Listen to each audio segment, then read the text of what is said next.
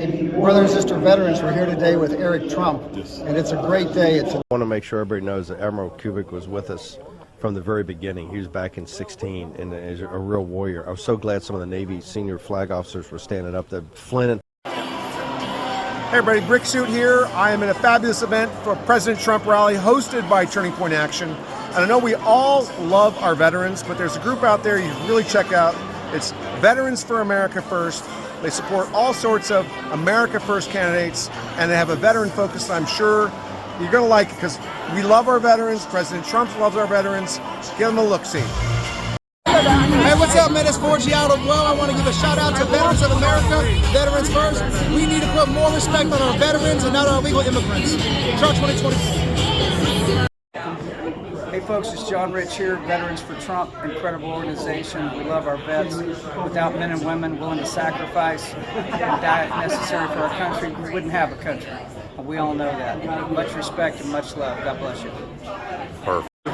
Hey, Congressman Mike Collins here. Listen, a big shout out to Veterans for America First, organization out there doing great things, backing candidates and helping our veterans, people who really need your help and deserve all the gratitude. Debt we could never repay them. Thank you for what you're doing. Keep up the hard work. To all the veterans out there, especially Veterans for America First, we have got to deliver Trump victory. God bless, let's save this country. Hi, it's House Republican Conference Chair Elise Stefanik, representative for New York's 21st Congressional District. Thank you to Veterans for America First for all your hard work. We know that President Trump strongly supports our veterans, and our veterans must turn out to vote for him. Thank you very much. Let's save America. Hey, Georgia and Veterans for Donald J. Trump. You are the reason President Trump prioritizes the national security because we do not want to send our sons and daughters to fight another man's war anymore. You guys are the reason we are safe and secure in this country, and it's about time we put a commander-in-chief back in office to prioritize our veterans and our armed forces. Vote DJT. Hey everybody, it's former Congressman Doug Collins, also Colonel, United States Air Force Reserve. For our America First veterans out there, thank you for the service, thank you for the work. We got a lot of work ahead. You keep doing what you're doing, we always got your back. Hey, Congressman Jim Jordan here. Just want to say thank you for helping Veterans for America First and all the great work they're doing. And thank you for helping me in my campaign. You were my first endorsement. So too was Chairman Jordan. Let's get out of it. Thank you.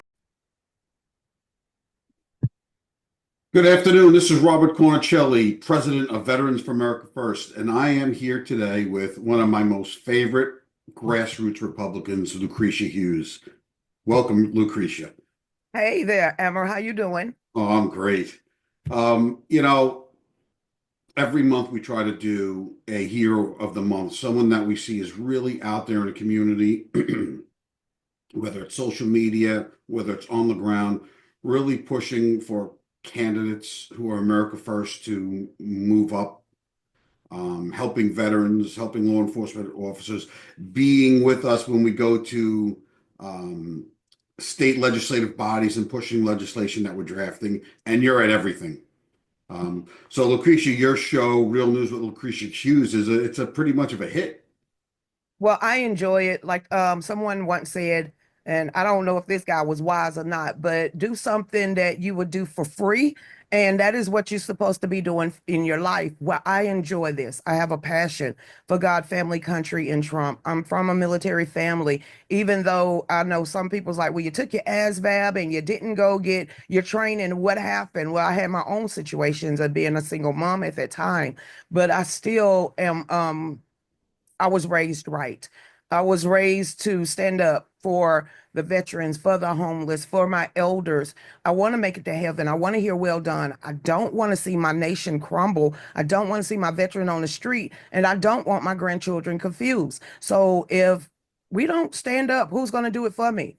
So I'm going to be honest, I used to get the little green devil of envy pop up on my shoulder anytime I saw everybody else getting recognition. And it used to hurt my feelings. And and last night, that's probably why I got bags under my eyes. I sat down and I had an internal war with myself. What am I really doing this for? And why am I really standing in the gap? And it ain't about me. It is not about me. So this whole journey is a hill I'm willing to die on. And I'm willing to die to save our nation and to save the veterans and to save the savable. Not, we've known each other for probably a little over a year now, maybe a little longer. And I rarely, if ever, look at people and say, wow, that's a patriot. Like when we decided to start doing Hero of the Month or Patriot of the Month, for this month, you have secretaries of state, you have cabinet members, you have all these people. And I had to think about this and say, like, who's really working on the ground? And every time we've gone to Georgia to meet with the Senate Leader Gooch, Senate Whip Robinson, or I know when we start meeting with senators next in 2 weeks here in South Carolina, you're there and you're not there for followers. You're not there to promote yourself. You're there because the legislation really helps law enforcement officers. And I know when our bills start going before Congress, you're going to be there sitting with me as we testify. And I know it's because you really care. And again, it's so rare, and I mean this, it's so rare to find someone like we've had past members, and it's all about them. Where's it going to get them? I want a job in the administration. How's this going to help me? You've never said that.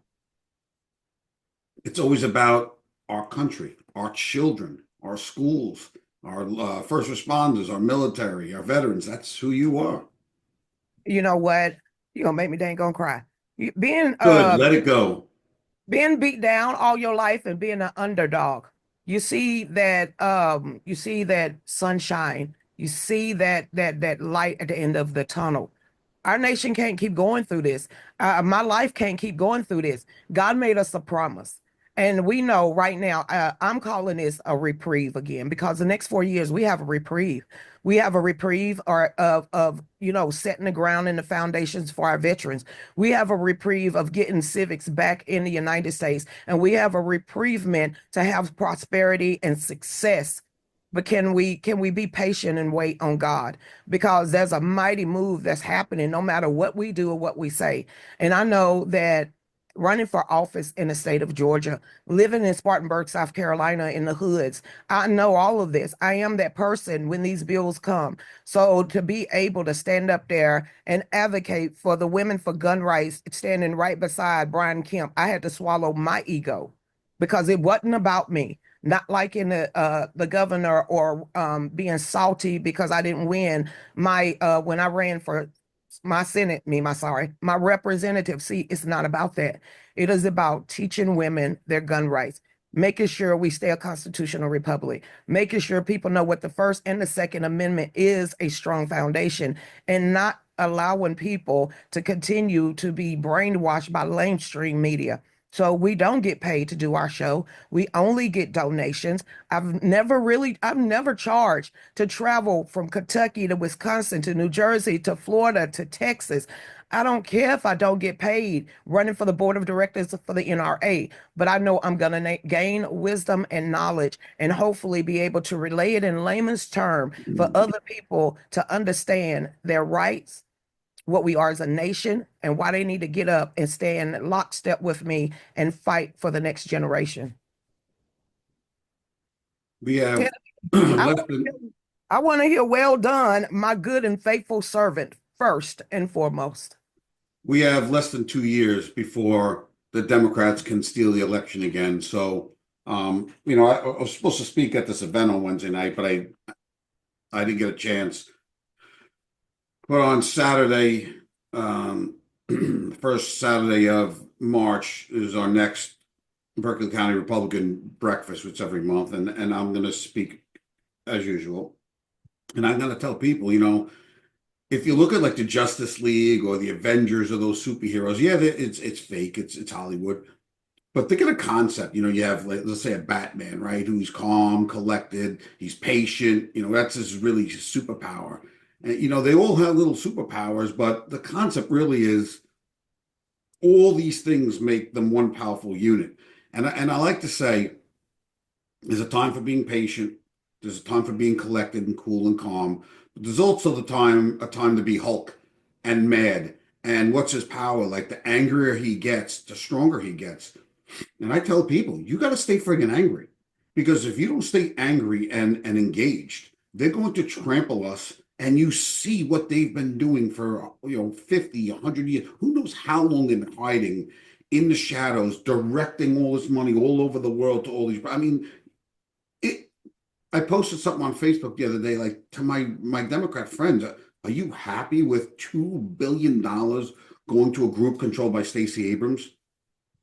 I mean, how did they get away with this?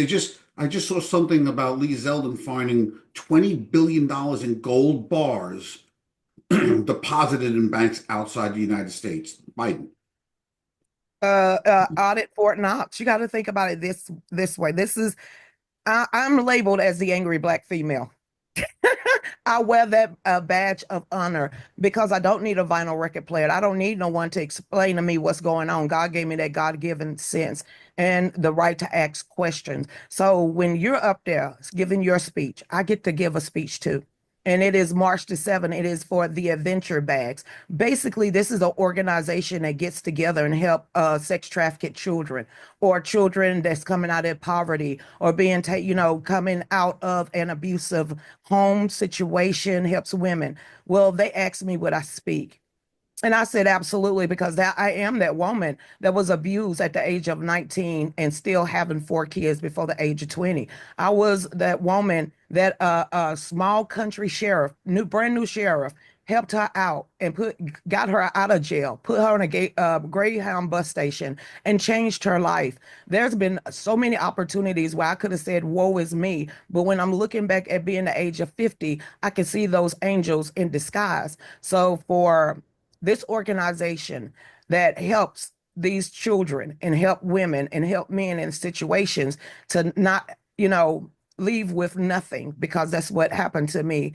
I had a tort paycheck, a wife beater, a pair of shorts, and a pair of flip-flops. When he bailed me out, got me out of Banks County Jail, put me in the back of his squad car, cashed my paycheck, took me to the Greyhound bus station and said, get out of here and make something of your life. If it wasn't for people like you, Admiral, if it wasn't people like Alan Venable, rest his soul, I wouldn't be where I'm at right now. So regardless if people think about it or not, y'all give people hope, inspiration, a reason to get up and fight because you got up and fought. So I would be doing a disservice if I did not continue to stand up for y'all legacy, stand up for the people and the warriors that's been on the front line for a very long time. And yes, you can pinpoint where it started. It was an executive order brought to you by Kennedy in 1963. That's USAID. But at the same time, you have the 45 Rules of Communist Gold that was read on the congressional floor by Albert Shalom of Florida. And all of this was set in motion from that day. So if we, being layman's people, can understand and realize that we've been ripped off for a very long time, we have every reason to say we the people are pissed, but we also got to continue to have faith over fear, no matter what's going on. Were you saying Admiral? Yeah. Oh, it's Captain. I was a captain. I was getting ready to call you lieutenant. I was going to get ready to call you general. I was getting ready to ask why you are not up there in the Joint Chiefs of Staff. I want to know why that you had stopped right there when you were more than that. You are more than that. I was hurt bad. I've had 10 surgeries right now to be able to walk around. And though I was an infantry officer, I was not in combat. I was, for some reason, I was always put in a position where I was an aide de camp to a 2-star general for 2 years, or I was on the counter-narcoterrorism task force for 2.5 years, or the domestic all hazard response team. I never had my chance to go over because I was doing some things here, tracking terrorists here, or making sure we were prepared for like not a natural disaster, but like a terrorist attack here. But I did get to go to Kuwait for a year. But I got hurt in air assault school, and make a long story short, I've had a lot of surgery, so I'm like broken in half. But today's about you, and the way my mind works, you're gonna be, aye, Captain. I mean, this call right now is about you, and why do you hear so much about trans men wanting to be women. I guess they call them trans women. I don't know. Men wanting to be women, trans women. And I'll tell you, the globalists, they look over generations and they say, Revolutionary War, Civil War, World War One, World War Two, Korea War, Korean War,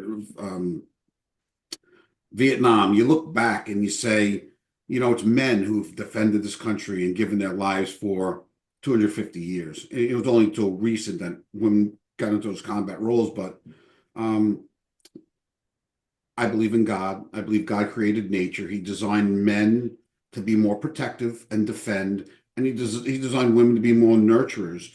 But women have had to adapt a little bit because FDR and Margaret Sanger and Eleanor Roosevelt, they all designed this plan, especially in the Black community, to divide the mother and father. Because prior to 1930s, the Black community had like an 80% marriage rate. Mm-hmm. After that, it went down to 20, and that was by design to split them up. Yes. So especially Black women, and now the rest of the country's caught up in the divorce rate, but women have had to adapt a little bit and become more protectors. But in the grand scheme of things, men are expected, if there's any violence, to do double the violence back and quickly. It's not to take away from women, but the globalists, I believe, have realized, like, if we can weaken men all over this world, especially in the West, with this trans thing, and you can become girls, and if we can weaken men, we can destroy this democracy, destroy democracy all over, and have this oligarchy where those people control it. And they almost succeeded. Well, the natural. I just want to say one thing. Thanks to people like you who said, listen, I can't leave this up to men anymore because men are becoming effeminate. Men are becoming wimpy, whiny babies, and someone's got to protect our democracy. And it's really what you're doing. Well, the natural order of things is God, man, woman, and child, period, point blank. And right now, if you don't even recognize who God is, how you going to continue to live in Delulu land and push people that actually believe in the natural order of things? I'm married, period, but it still takes both of us. So I have to learn that there's a difference because I am married now and my husband is the head of my house and my life. But, I put it like this. This is how I'm looking at things. Women gonna always be the backbone. Women gonna always be the shoulders. Women gonna always be the necks. But y'all the heads, and the heads can't move without the necks. Until y'all recognize y'all a natural order of things and get it back aligned, that's not for the women role to do. So I don't care who you bump uglies with. Okay. I don't care who you sizzle leg with, but you're not going to convince me that you're a woman just because you want to play dress up. And I will tell them to their face, I don't care about hurting their feelings anymore, but you're not going to push something on me that I don't believe in. Yeah, you're a truly remarkable person. Women have been taught, they've been brainwashed to never say what you just said about, a man being the head of the household. And, two women, a man and a woman can run IBM just as easy, but there are roles. Like for me and my family, I love when my wife tells my kids, wait till your father gets home. I want them running to them when they're scared or they need comforting. I want them to come to me when it's dire.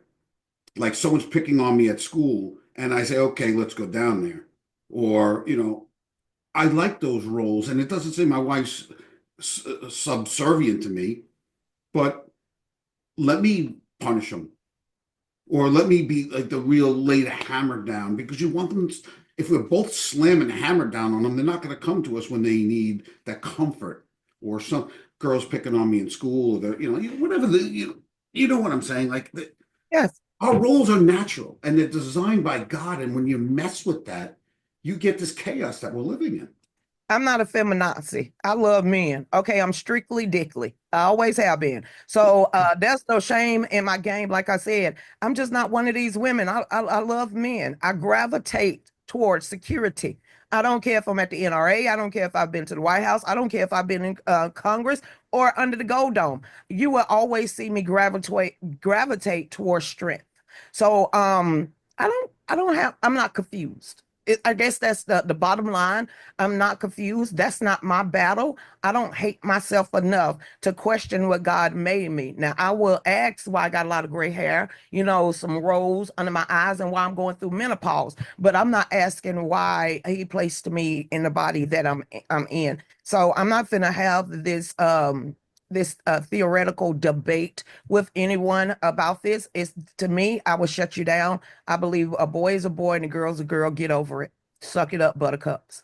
And that's the battle for the next 20, 30 years. If we don't stay engaged, stay angry, and watch every little thing, not only that the left is doing, but people on the right. There are people on the Yeah, right. You see Mitch McConnell. You see Lindsey Graham. I call mean, them out. Call them out. Lindsey Graham put $48 billion into the bill for Ukraine. Oh my God, that's the military industrial complex brought to you in South Carolina. That is the straight neocon rhino. And I ain't scared to call Miss Lindsay that to its face. He is right up there with Mitch. He is right in the league with a John Boehner. He's right in the league with a Nancy Pelosi. So I need to know why you allow for yourself to get enriched and your friends, while the state of South Carolina, the Spartanburg, all that region up there is still the same. I'm over it. I'm from Spartanburg. I mean, my dad, whole side of the family still lives in Spartanburg, South Carolina, all the way to Greer, to Greenville, all the way down to Columbia. So I'm bistatal, but I'm more of a nationalist because I love my nation. And I'm telling you, these career politicians, the ones that are getting rich, the ones that are doing a needless war, and for him to go over there a couple of days ago and shake a puppet's hand, Zelensky, and then come back over here to try to whisper in Trump's ear to funnel more billions of dollars for a needless war is a bunch of crap, and it needs to stop. If they're going to do line item checks, they need to try to figure out how these sitting representatives became multimillionaires. Either it's inside trading, it's something treasonous, or you just a scallywag. And I don't care if they're a Republican. I don't care if they're a Democrat. Our nation don't get $37 trillion in the hole without both wings of that bird flapping at the same time. There's no way Mitch McConnell can be worth, several $100 million. Let's just put it right. Like John Kerry, if you think about John Kerry, right? He married The catch up woman. the owner of Heinz, right? So Mhm. can you question where his millions came from? I'm sure he's dabbled in the crookedness of Washington, but Dan Crenshaw, Jasmine Crockett, AOC, how are they worth millions now? What cash patel will find out. It is the World Economic Forum. They was literally under the tutelage of Klaus Schwab. This is well known and documented, just like Mark Zuckerberg, just like a lot of other people. And so that's where it's at. For Crenshaw to be a veteran, one-eyed veteran that has so much animosity for the Constitution and the rule of law, I don't pish posh. I can't stand Republicans like this. So, you know what? Jump on over there to the Democrats because that's what you are. You are compromising your oath of office. You're compromising by turning your one blind eye, and then you're compromising your code of conduct. I'm not even a military person, and I can't stand these people that you should be called to the carpet. We have laws and procedures in the United States, and when there's even a hint of treason, when there's a hint of money laundering, when there's a hint of going against your oath of office, especially being a Republican, you should have immediately sat down. So for Mitch McConnell to be worth $98 million, number one, his father-in-law is one of the biggest shipping tycoons in the world, Chinese at that. He bent a lot of laws, wrote a lot of laws, passed a lot of laws that gave us all of this stuff flowing into our ports, flowing onto our border, and he turned a blind eye because he was getting the kickbacks. I don't care what nobody say. You can go and look at their stock portfolios. How are you getting rich during the scamdemic while most of the Americans was going broke or using credit cards? So that's some questions that needs to be asked, and I think they need to be asked. No, they are being asked, Pam Bondi said she's looking into Schumer. She's looking into who's the other one she's looking into?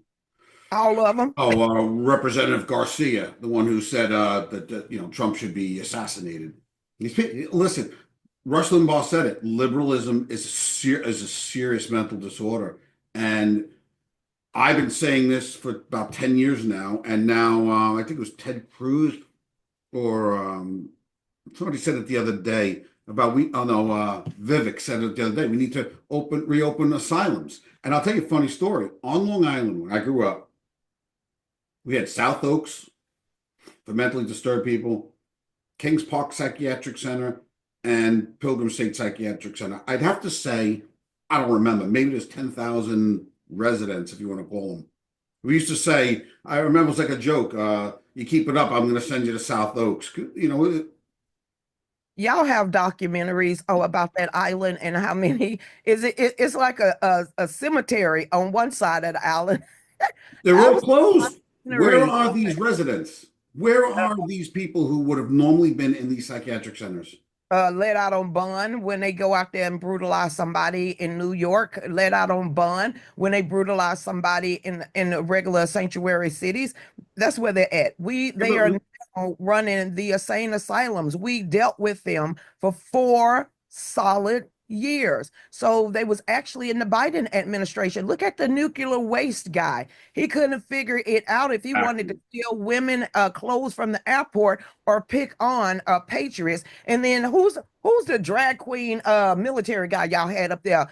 He was supposed to tell me how I'm supposed to live my Oh, life. yeah. He was confused himself. Then Admiral, that was its name. I forget. name. And then the whole military structure and base of how they started recruiting, who they allowed to be in part of the military. When no other nation scared of us, I wouldn't have been scared of us. And then you have insubordinates or E1s coming out here and threaten American citizens, talking about they'll take us down. Well, bring it, because they're going to F around to find out, because we're about tired of it. And thank God that we actually have a commander in chief that is gonna put that and set that record straight. Because I'm sitting here like, you doing a catwalk on a naval ship and you are dressed in drag on duty. I'm not even in the military, and I'm thinking that's a shame. What Muslim nation is scared of the United States when there's so much confusion on the front line? What Muslim nation is scared to go to war with women that is on the front line? They weakened us to the point that even our recruitment numbers went down to one of the lowest it's ever been in our history. So it's good to hear Donald Trump is now the 47th president. And you hear up there at West Point, you hearing all of the youth military saying, yeah, baby, woo, USA, USA. And then in the last month alone, you've seen an explosion of people wanting to protect our nation because we're going to need it. We was inundated with more than 25 million illegal soldier and age people that was scattered into our surrounding communities. And now that they have no place to go and their backs are getting them to be up against the wall, they either going to come out swinging, or we're going to be coming out and handcuffing them. They need to get out of our country. All this illegal immigration need to stop. Yeah, you brought the military and Muslims looking at women on the front lines. I'll tell you, I was there. I was what's called a TAC officer, TAC, Teach Assess Council. It's like a drill sergeant for officers. And I remember when you do like a 12-mile road march, you're supposed to have 90 pounds in your rucksack. Your weapon, I think, was 14, and ammo and stuff. But you had to have 95 pounds in your or 90 pounds or 95 in your rucksack. But the guy who carries a 240 Bravo machine gun, that comes with a tripod. So I would say that was probably about 40, 50 pounds, the weapon. The tripod was probably about 40 pounds. So then the guy who's the machine gunner, he doesn't carry that for the whole 12 miles. You circulated amongst the guys in your squad or your platoon, whatever. But women were never allowed to carry that. And they never had to carry 90 pounds in a rucksack. They had to do 10% of their body weight. And because there's always someone filming, doing documentaries and stuff, they would put pillows in it to make it look like it was packed like the men. And that always bothered me because, a woman can shoot an M4 just as good as a man can at 300 yards. Like it's a technique. There's no physicality to it really. But you got to get to the fight. And if you can only get to the fight to shoot well by an Humvee or parachuting in, you're not doing what the men are doing. The men can't walk miles, and you have to be driven in because you physically can't do that. And there's always been two different PT tests. Since I went in 1986. Why are there two different PT tests? I mean, because we're not equipped to do what men do. But you can both be mechanics. You can both be supply or S2, S1, you could be intelligence. But when you're talking about lifting rounds for artillery, you might be able to lift 1 or 2 rounds. I would bet they're 50 pounds, but you got to do it over and over and over again. And if you're making the PT test so weak, and they did this to the fire departments too. Sure, I had women who I served with, and they were high speed, man. They loved being in the military. And you would never want to say anything against them. But you never cared. Like, you never cared the color of the people next to you. No. As soon as they shot that way, you was a rat's ass. But they all took the same PT test. They all lived by the same standards. But now when you're putting women in there, you're always going to have cultural issues between races. I mean, there's just stupid people. But all in all, there was no like cursing each other out. You had to work together. But when you put someone in there and it's blatant, they're there because they're female, you're not going to trust your unit to be able to do the right thing. But now with this 4-star general who's the chairman of Joint Chiefs of Staff testifying before Congress saying, I'm reducing the number of white officers to bring more people of color in. You're telling like my son who may want to go into the military, I don't want to go in there if I'm going to do everything I can to be the best and be turned away because of my color of skin. This is what everyone fought for. Thank God Trump got rid of DEI.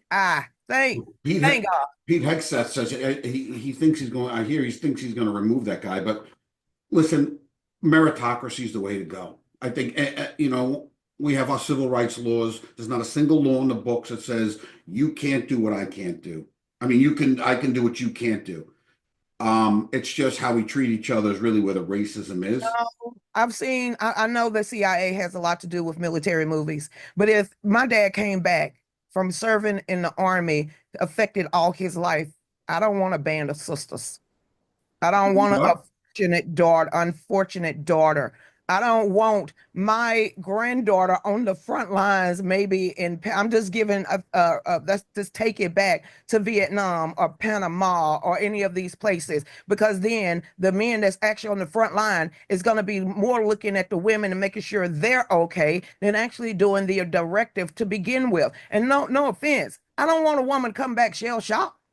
What kind of crap is that? Why would you put a woman on the front line other than make her an easy target?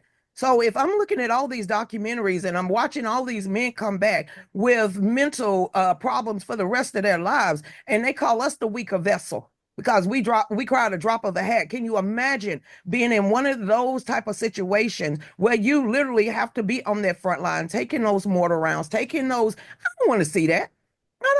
I cry looking at reunion videos. I can imagine a woman that you done threw on the front line and you got to pull the triggers when you see the whites of their eyes. I don't want to see that. I don't want my granddaughter to even think she has to put herself in that position unless it's on her own homeland or her own home. So no, I don't want my women folk to be in harm's way. And if they choose to be GIJ, do it. You know what's funny? You go into the VA. Now, the VA is supposed to handle veterans. Go into the VA, there's special sections for women. Or now in South Carolina, they have woman veteran. And I tell every veteran who's a woman, please don't get those plates. Because that's where they're trying to divide us again. Now it's been veteran for 250 years. It's been men fighting to the death, millions upon millions of men dying. All of a sudden, you need to be labeled as a woman veteran. Like, are you special? Because we never identified ourselves as male veterans. Now you have to identify yourself. What are you special? More special than the millions of men who died? Am I a white veteran and you're a black veteran? No, we never do that. Why are women now saying I'm a woman veteran? I could look at you. If you have the hat on that says veteran, I can look at you now. Nowadays, you know, with all the surgery, you don't know, but I can look at you and say you're a woman veteran. Yeah. Why do that? If it says veteran on your license plate and I drive up and I look in and it's a woman, I go, oh, woman veteran. But it's to keep up the Bible. Agenda 21, Agenda What are you 25. drinking there? Oh, coffee. These cups right here, my sister made this because I'm all about we the people. I love it. And so if I got to market myself, I'm not going to put nobody else's merchandise on our show when we make our own gear. And right now, we the people told you so, because we've been talking about all this for myself, at least a decade. We the people are pissed because how in the hell are you going to give $151 million of my soldiers' food money to some damn illegals? We the people done had enough, because a lot of us are pinching pennies or trying to live day by day. And we the people is going to be a damn problem if you don't fix this shit. I mean, if you try to take it to the street. Yeah, that's the last thing I think. You ever watch these blue hairs down at these rallies, you know, hanging with signs of decapitated Elon Musks and Trump and saying we're going to take this to the streets. I don't think they understand. You know, I teach boys, men, boys. I try to tell them, and my wife doesn't understand, and I try to tell her, you need to be violent. You need to be able to create violence in a split second. You need to be controlled violent.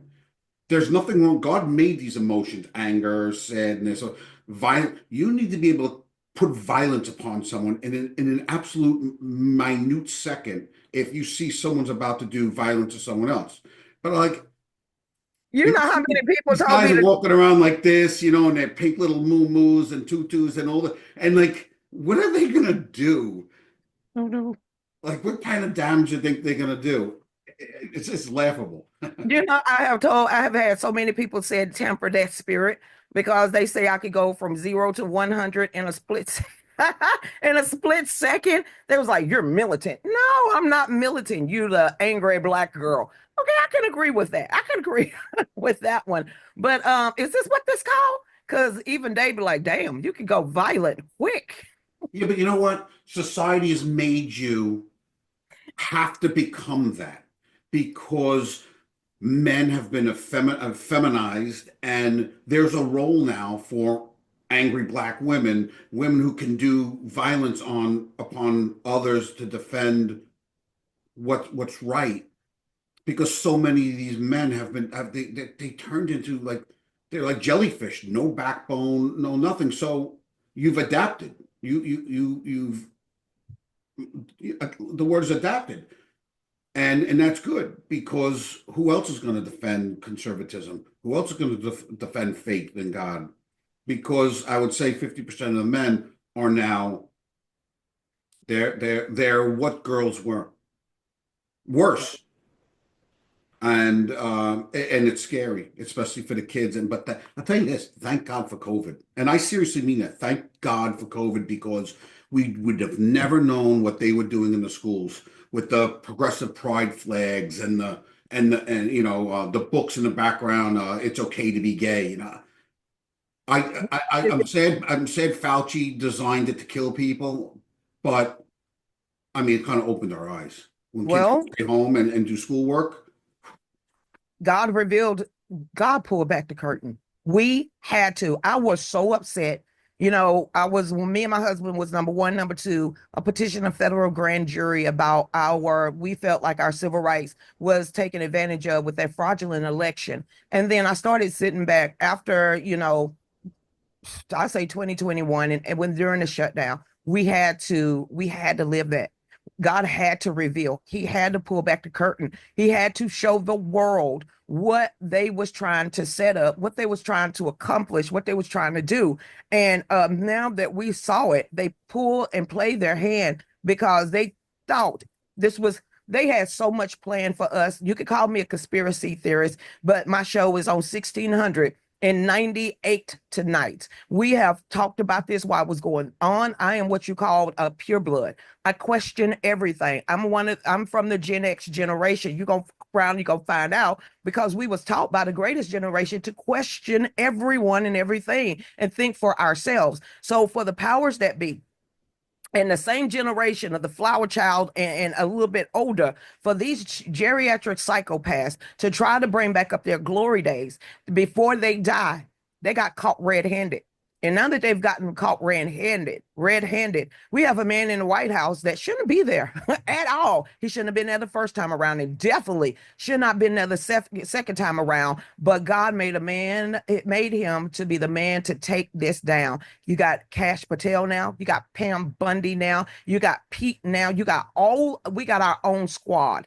And I want to go back to the fundamental foundation of what we are supposed to do and be as Americans in America. So right now, all I see is a win-win.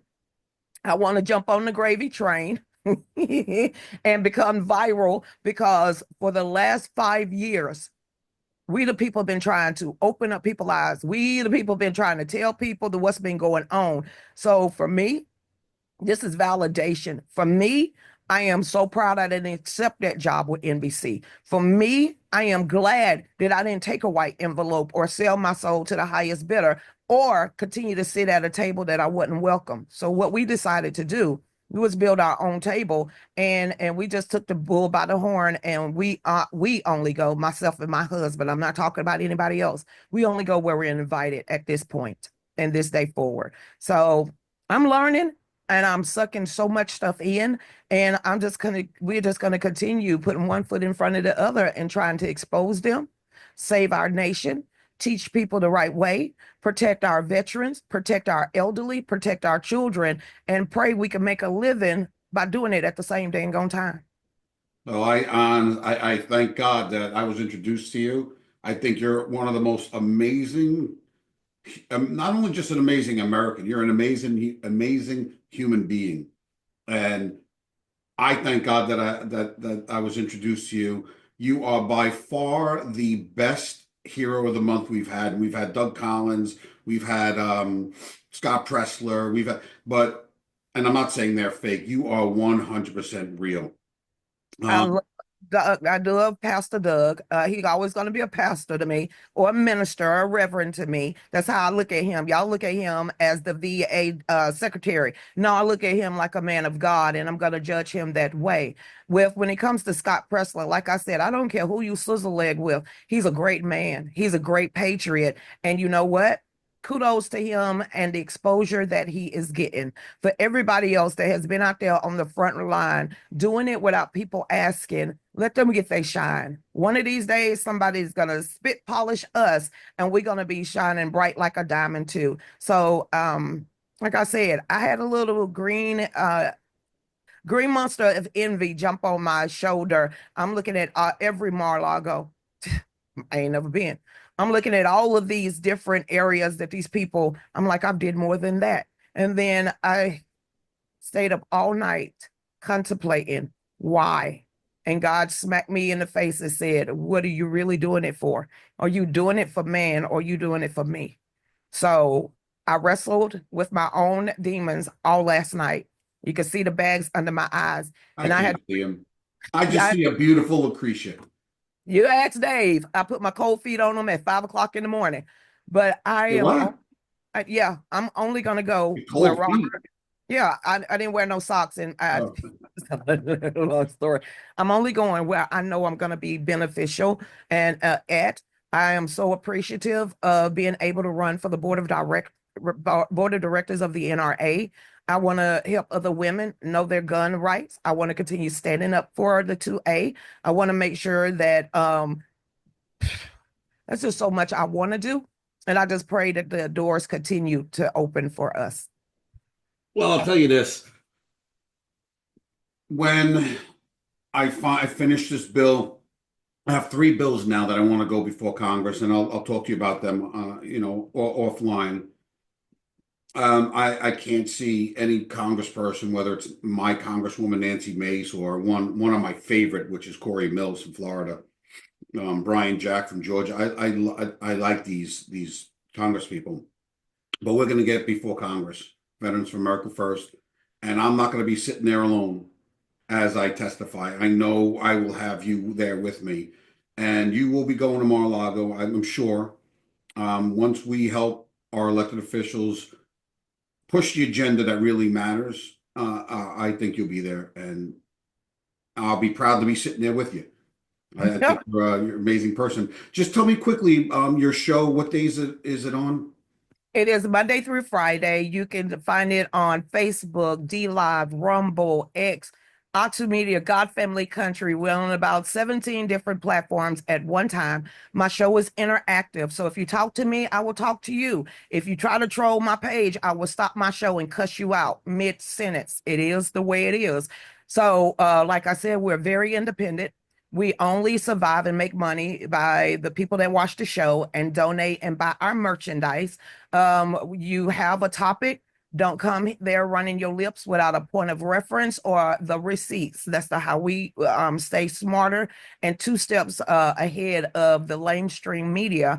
And it's a very funny haha show. And if you're planning on watching me, just don't have nothing in your mouth or be eating or drinking anything, because you're gonna spit it out, because I'm gonna say something funny, or you're gonna be jumping up and shouting, hoorah. It's just me. Hey, and if you want to help me get my car back on the road and get my engine fixed, because I need a new motor, because we put 200,000 miles driving around the United States in a Pontiac Vibe. And we just our car just finally said, you know what, F it. It gave up the ghost. And so we are handy. I did grow up on the junkyard. My brother do know how to drop a motor. So we've already been quoted 2,500. I said, F that. How much is a used one? 700. Yeah, we could put a motor in by our dang on selves. It is what it is. So if you want to continue to help me on my journey, on this path, on this show, because this is how we do it, y'all just get over there and donate to us, and I won't let you down.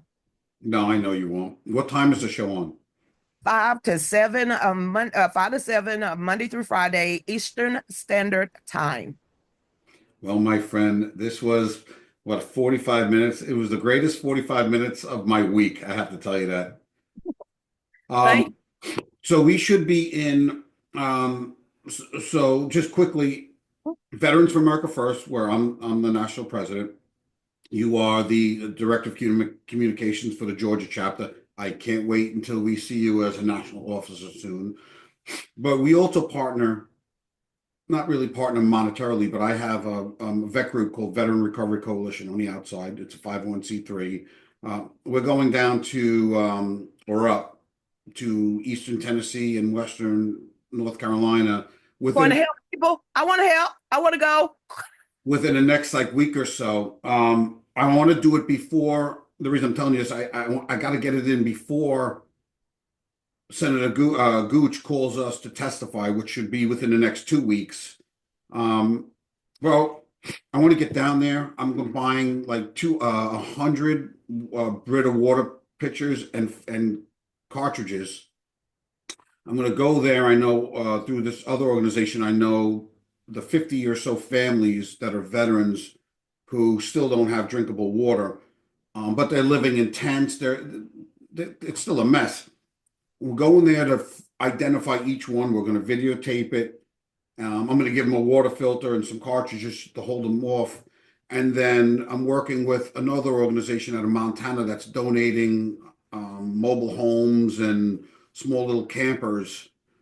And I want to figure out how to get them from Montana to those areas. I got some buddies who have CDLs. But my point is, Veterans for America First doesn't just nominate and endorse elected officials. We're passing legislation in state houses. We're going to be passing legislation at the national level. And on top of that, we are going into the communities and we're going to help veterans who are in need, especially in that hurricane area.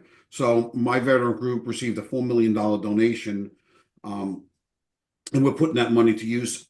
I know Well, you're hold going to up. be I good want on to that. offer something. You know, we make our own merchandise. So right now it's wintertime.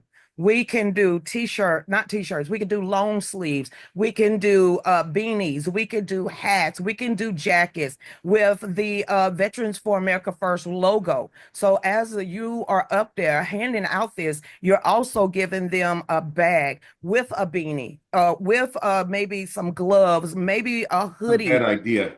But sleeve. it would have to be Veteran Recovery Coalition because it's coming from our veteran group. Let's talk about that. Now let's talk about that later on. But again, this show is about you. This is about you being our February hero of the month, and you really are. And that just goes to show exactly the type of person you are. I didn't even finish, and you're like, I'm going, I want to help. So, Lucretia, I don't want to keep you on all day. You got to prepare for your show later on, and I have to go pick up my kids from school. It is my dear and honest privilege to. I sent you the write up. That came exactly from my heart and how I see you. You're a great American. You're a great person. And thank you for being who you are. Thank your husband for supporting you and who you are. And we're going to get that right out. We're going to get this video out and let people know, hey, if I have to go knocking on the White House door, get Lucretia to Mar-a-Lago. We're going to get that done. Now, wait a minute, one more thing. And let her sit on your gold toilet. And let her sit on your gold toilet. I just want to see if it's heated. That's it. I just want to sit on this gold toilet and see if it's gold and his butt is toasty. I heard a little mechanical arm comes in there and wipes. Shut up. Really? No. Oh. Lucretia, thank you so much for everything you do. Thank you so much too, Captain. Have a great day. You too.